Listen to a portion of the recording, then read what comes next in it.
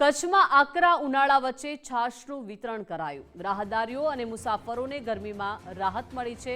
ભુજ અને અંજારમાં સેવા કેન્દ્રો ધમધમી રહ્યા છે। ગાંધીધામમાં સામાજિક સંસ્થાઓ દ્વારા છાશ વિતરણ કરવામાં આવી રહ્યું છે। સેવાભાવી યુવાનો દ્વારા સુંદર આયોજન કરાયું છે। બપોરના સમયે લોકોની ભારે ભીડ ઉમટી હોય છે, જ્યારે મજૂરો અને વૃદ્ધો માટે આ સેવા આશીર્વાદરૂપ સાબિત થઈ રહી છે। વધતા તાપમાનમાં લોકોએ ઠંડકનો અહેસાસ કર્યો।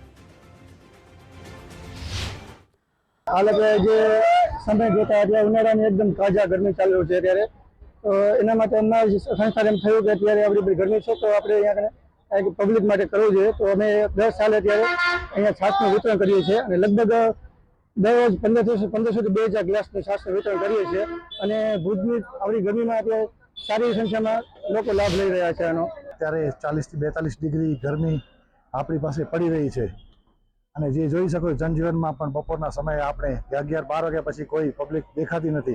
ખૂબ જ ઓછી માત્રામાં લોકો બહાર નીકળે છે ગરમીના કારણે। સાંજે 4-5 વાગ્યા બાદ જ લોકો દેખાય છે। બપોરના સમયે નીકળવાનું બહાર ખુલ્લામાં ટાળવું જોઈએ તથા કેપનો યા છત્રી કાંઈ પણ ઉપયોગ કરવો જોઈએ અને ઠંડી વસ્તુ કાંઈ પણ જે નિયમિત રીતે લેતી જોઈએ અને ડિહાઇડ્રેશનથી બચવા માટે કોઈ બી વસ્તુ કરવાની।